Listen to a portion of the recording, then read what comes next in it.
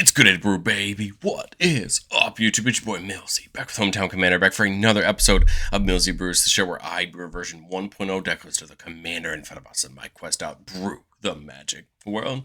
You know the motto, baby. It's ABB, always be brewing. That's what we're back to do today. The deck list is going to be down in the description for you below, so I'd really appreciate if you could interact with the video. Like, comment, subscribe, consider doing all that YouTube stuff. I'd appreciate it. But today, as we continue through our Final Fantasy content, I wanted to cover one of the commanders I think a lot of people are going to be interested in, and that's Kefka Court Mage. A 5-mana Grixis 4/5 human wizard that says whenever Kefka enters or attacks, we're going to have each player discard a card, and then we draw cards equal for a card for each type among the cards discarded this way. So remember, that's an enter or attack ability. And then for 8 mana, we can force all of our opponents to sack a permanent of their choice. No, it doesn't say non-land, so it's just any permanent. And then we get to flip Kefka over into Kefka, Ruler of Ruin, a big 5/7 with flying that has a very killer ability. Whenever an opponent loses life during our turn, we draw that many cards. So Kefka, I think, is a really interesting commander. It reminds me a lot of decks like Nekasar, kind of mixed with something like Turgid, where we want to pay off discarding and drawing, because that's what Kefka wants to do. But we also just want to put ways around it just to siphon value from our opponents and kind of take over the game that way. And that's what we're going to look to do. I think for the budget of this deck looks really good. And as you go up the bracket scale, you're just going to add, better pieces in slot. But we'll talk about ways we could blink Kefka or copy Kefka if we want to get more discard off along the way. And then eventually, once we flip Kefka over to the backside, then we'll talk about what we're going to do when we start drawing lots of cards and how we're going to deal with eventually maybe even decking ourselves out. But I want to say a quick thank you to the channel members. Thank you so much for supporting the channel. If you're interested in seeing all of our videos just a little bit early, consider checking it out down below the video. I think as far as blink and copy goes, it's one way to approach Kefka, right? If we blink Kefka, we get another discard trigger, right? And we have so many effects that care about discard that we'll talk about in a second, but how do we do that? I mean, there's the obvious things like Deadeye Navigator that for 2 mana can just blink Kefka, allowing us to hurt our opponents by blinking Kefka and forcing the discard and getting us to the draw. You have things like Displacer Kitten. Anytime we cast a non-creature spell, we can just blink a non-land permanent we control. We have something like Nabon that's going to double up Kefka's trigger whenever it attacks because it's a wizard, so that's kind of nice, right? Kind of giving us more value every time we do that. Note that Nabon is only on entering, so Kefka attacking won't get doubled up. Spark Double and Arenikis' Vow Duplication can both make a copy of Kefka. Now, to my knowledge, and you in the comment section can correct me if I'm wrong, but I don't believe the copies will have a backside, if I recall correctly. I think they just come in as copies of the front side, but you can let me know if I'm wrong about that. And then Thassa's Deep Dwelling basically is just going to allow us to blink a creature on the beginning of our end step, allowing us to, again, blink Kefka, get that discard, right? Kefka will be back down and able to attack on the next turn and just get us more and more Kefka triggers as we hope to, right, hurt our opponents and draw. Things like Splash Portal and Essence Flux, just single target, bounce. Same thing with Blur. The nice thing about Blur and Essence Flux are they can help us get around removal, single target removal by blinking Kefka and keeping it safe. But, like I said, we are playing plenty of ways to do this in these colors, and we have access to it. Same thing here with Planar Incision and Teferi's Time Twist. Again, single target blink for Kefka also can protect Kefka. And then Conjurer's Closet playing a very similar role to Thassa Deep Dwelling, just blinking a creature on our end step. Same thing. Blink Kefka, get its ability, have it able to attack right on our next turn. But I don't think we want to rely on just Kefka being our way to help our opponents discard. I think there's a lot of other pieces that are going to really help us out, especially with all this support we'll talk about in a second about how we're going to pay off discarding. Akhlazotz, whenever it attacks, has each opponent discard a card. For those who can't, we draw a card. And whenever anyone discards a land, we get a black bat. So that happens for both Akhlazotz's abilities and all of our other discard abilities. Kroxa, when it comes in, has each opponent pitch a card, and if they can't, they lose 3 life. And Kroxa comes down cheap for 2 mana, and then later we can escape it back. Magus of the Wheels gets to sacrifice itself once to basically give us this windfall ability to have everybody pitch their hand and then draw 7 cards. The thing to note about these windfall type abilities where everybody pitches their hand and draws that many cards or whatever, is that for any purposes of abilities, if they don't say if you would discard one or more cards, if they just say if they discarded a creature card, every creature card discarded would trigger those abilities. So windfall, dark deal, these things that let players mass discard their hands, and same thing with Whispering Madness, are just really huge abilities, because they can get us a bunch of triggers at once.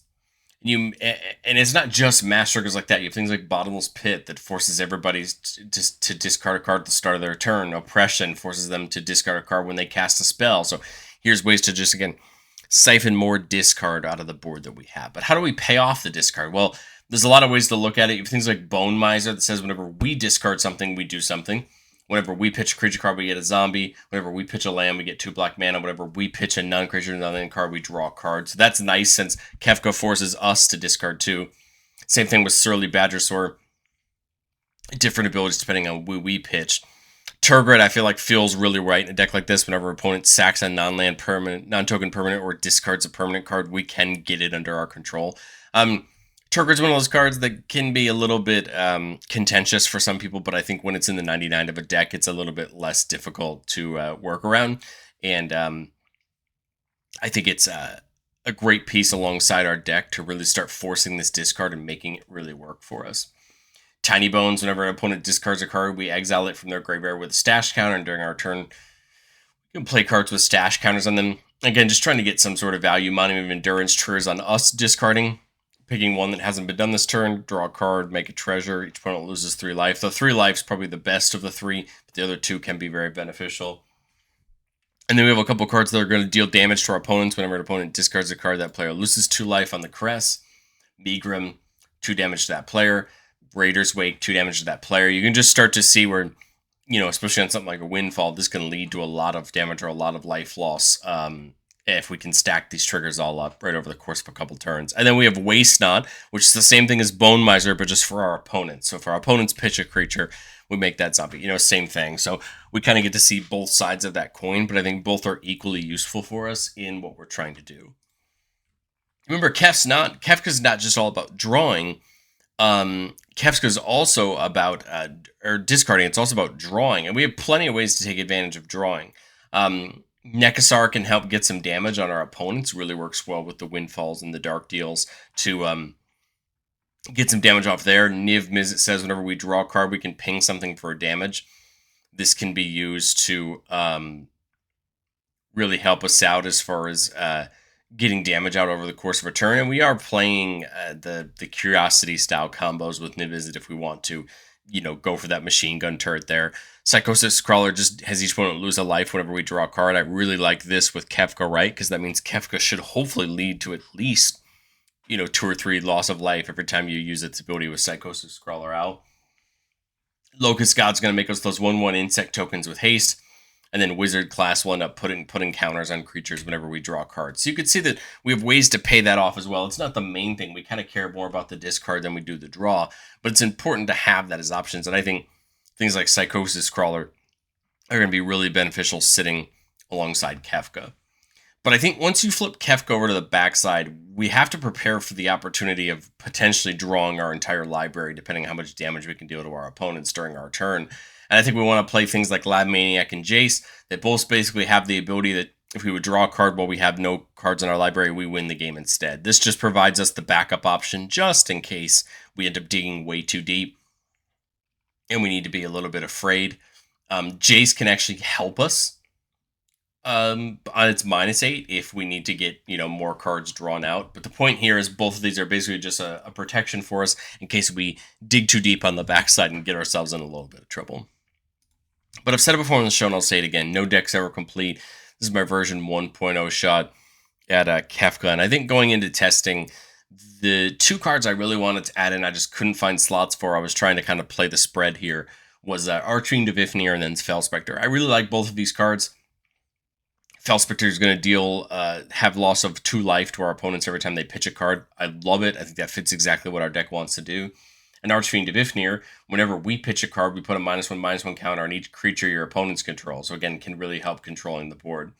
I think there's a lot of people who are going to just expect the Ifnir to be in there automatically, and I think that's a fair assumption. But again, I was trying to play the spread because I want to see how our deck actually functions, and if we see the discard being the best thing we're profiting from, especially sitting on the front side the whole time, then I think it makes sense to bring the Spectre and the Ifnir in, take out some of our draw matter stuff, and focus more on that.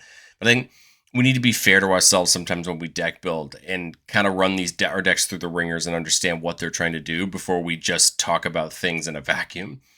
Electro Duplicate is not my favorite of the copy spells that we're not playing. It's just to show you an example of the fact that there are more copy spells that you can play to get another Kefka. The thing I like about Electro Duplicate is it does have flashbacks. You can play it that second time. Yeah, right, it doesn't make Kefka non-legendary, so the copy's just going to go away, but you still get the ability. You're still getting the discard. You're still getting the card draw. And I think it's just another way to think about how do we game the front side of Kefka if that's the way that we want to do it. Let's do what we love to do most on the channel and get into our playtest. Remember, the goal of playtest on our channel is not to find a magical Christmas land. It's not to show off our best plays, but it's to get in some game scenarios and kind of understand what are the hands we're looking for and what are we trying to do. So here we're looking at a 3-lander, right? The landscape, necropolis, and a mountain. So we do have access to all 3 of our colors. We just have to crack the landscape to do it.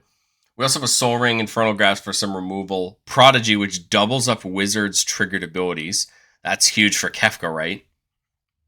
And then Kroxa for a little bit of discard. So we got a nice start. It's going to come down to be a teeny bit awkward at how we want to maneuver our first turn. I think the Shivan Reef really helps there, making it a little less awkward. So 3 mana here on turn 2. I can get the mountain in to get, another piece of colored mana, but I think I'm just playing something like the Necropolis plus the Prodigy. Next turn, I should be able to play the mountain and go right into Kefka, right? Because I'll have the 5 mana, and we'll actually get double the triggers off of that. So I think I'm going to do that into Kefka. Kefka's going to go off twice, and this is where I'm going to be kind of unable to simulate a little bit of what Kefka's going to do. I can simulate pitching my cards. We'll just assume something like 3 cards every time, just to be fair. But obviously what our opponents have is going to change. So as far as the first card, I think I'll just pitch the landscape. And again, let's say we draw 3. And then the Kefka is going to go off again. I like Megrim. Megrim's going to be great. We have 1 blink there. We got a couple draws. This is a really tough choice. I guess technically it could be Kroxa, since we can get it back, right? And then unfortunately we're a couple cards up in our hand, right? So we're going to have to pitch 1 or 2. I'll pitch the Swamp. I really don't want to pitch anything that I can't, get 2 back, right? Because I kind of still like some of these things, but I like the blink for Kefka. That gives us options there. I guess we'll just pitch the removal. And then we come to our next turn. I'm thinking Talisman, that's 4 mana. If I go into the Felwar, that just leaves me with 3 mana, which is enough to play something like Megrim. And then my thought here is now I'm attacking, right? So I'm attacking with Kefka, which is going to get doubled up by Harmonic Prodigy. So that's going to be, right, 4 damage to each player with Megrim, plus Kefka attacking, right? I think we're just in good shape here to continue to build up our board. I think I'll pitch the offer here. Let's say, again, we draw 3, pitch a land, draw 3. And again, remember, everybody's getting that damage. Hopefully Kefka get in nice and heavy. And we're getting up here, right? We're at 6 mana, so we're getting pretty darn close to being able to flip Kefka if we want to. But I think as we come into our next turn, I don't know that we really want to. I think we want to keep gaming the front side, right? Really taking advantage of that. I've got 4, 5, 6, 7, 8 mana. So if I do something like Spark Double, I can't play something like Aclazotz. I like the idea of something like Locust God, because then start making us those 1/1s this turn, right? And start getting that train going, but I only have 2 mana if I do that. I feel like something like this Wizard class could be really good, because then I'm not just hemorrhaging cards from my hand, right, with Kefka's ability. Then I'd just have Kefka attack again. I'll pitch a land. Let's say we draw 3. Well, that's 3 1/1 insects with the Locust God, right? Now no maximum hand size, right? So we're not worried about it. And then, again, pitch another land. Let's say it's 3 more. Again, the point is now we're netting these insects out of this. And now we're just looking great. We go into our next turn, we have something like Dark Deal plus Nekasar if we want to. Dark Deal could be just good just to get a bunch of damage in with Megrim, right? But truthfully, I don't mind this at all. The Locust Gods giving us these creatures that are going to help us just get some damage in the air. We could get something like Akhlazotz in before we run the Dark Deal just to potentially pick us up a few bats in the process. But I think we can kind of see the proof of concept here. We still have Spark Double and Blur if we really want to take advantage of Blinking Kefka to take advantage of that, right? We can also just tick Wizard class up if we want to start getting more profit from that. But I kind of like it. We've got all of our pieces. We've got some follow-up plays, and I think that's not a bad place to stop for that playtest. But let's get into playtest number 2. Keeping a 3-lander, no red in this hand, but I think it's okay because we got Tiny Bones, we got Oppression, we've got Blur, and we got Pongify. So we got lots of things to do. We're just missing the red. And that's not too bad. We have plays. We have Tiny Bones on 2. We have Oppression on 3. So I don't think we really mind. I think the red's just the last bastion, and there's Arcane Signet, which is going to fix that problem for us. There we even see a Dimir Signet. Interesting. So I think I play that there. Here I can go Dimir Signet. Now I'm at 3 mana. I'm kind of thinking the Tiny Bones just to set up for our Kefka next turn. Right? Because now we can dump Kefka in. Tiny Bones is going to take anything anybody pitches, right? I guess I can pitch probably one of my 2 removal spells. And again, let's just say for the purposes of this, we get 3 draws and then we, play them out and get the Soul Ring down. And now I just think we're in great shape. We have the Blur again. Kuya is a really interesting one. Beginning our end step, we make that Wizard. And if we have 4 Wizards, we get to flip them over into a big Wizard that doubles the damage our Wizards would deal to people. So, of course, right, that's great for Kefka starting to get into damage. On this turn, another mana rock down. So 1, 2, 3. 8 mana. I like 4 for Kuya. We could put the Oppression down, but I kind of like just leaving up Blur and then attacking with Kefka. I'm kind of thinking about just pitching the Impression. Again, let's say we draw 3. Everybody's pitched some, right? So Tiny Bones is getting more things that we have access to that we could potentially cast if we want to. And then my thought is either play Blur or we could get Megrim in to set up next turn and leave Pongify up for some, for some interaction. We make that Wizard. And I think next turn we're going to be able to flip Kuya over unless we will, yeah, right? Because we can't get a 4th. It checks on end step. So next turn, Kuya's for sure flipping over. So as we come back to our turn, you got 6 mana. We have no maximum hand size now because of the Reliquary Tower, so really not worried about it. We just need to basically pitch what we want to pitch here. We have the Commander Dex, Kefka. Has an interruption during our turn, and at the beginning of our end step, we can exile a card at random from each opponent's graveyard. We can cast any number of them without paying their mana cost. So here's just a way to pay off all the things that are getting discarded. I'll probably just go to combat and attack, pitch the Swamp. Again, we probably draw a couple good things here. Our opponents are discarding things. They're taking damage to the Megrim, right? We could dump Naban and do the Blur again, blink the Blur again. Use Blur to blink Kefka. It would actually double because of Nabin, right?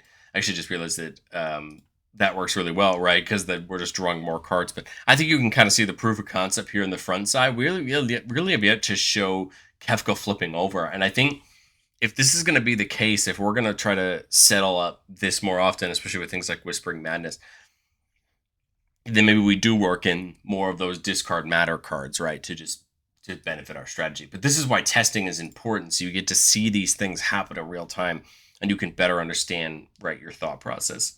Well, let's do one more playtest. Here we're looking at a 5-lander with the Locust God and Chaos Warp. So we already saw the Locust God work in the first playtest. Chaos Warp's just some rule. We got 5 mana. We've got enough for Kefka. Anything we do along the way here is just going to be perfect. We'll play the tap land in there. We see Kroxa. Kroxa could actually be really good on a future turn. I kind of think about doing the Talisman here. And then here I'm thinking about deploying Kroxa because we're looking at Kefka next turn. So Kroxa comes in, it has to automatically sacrifice itself because we didn't escape it. We basically just force everybody to pitch a card, right? So just already attacking their hand already. And now this turn we do the same thing with Kefka. Come in, force everybody to attack their hand. I think I'll pitch the island. Like I said, let's say we draw 3. I'm just trying to give an average, right, assumption of what we can expect. Now we come to our turn. Ooh, I really like Thassa, because like we could go right Nabin plus Thassa. Thassa's not going to be a creature, but that's fine. It can blink Kefka at the end step and have this happen, right? So that's kind of a fun idea if we want to do that.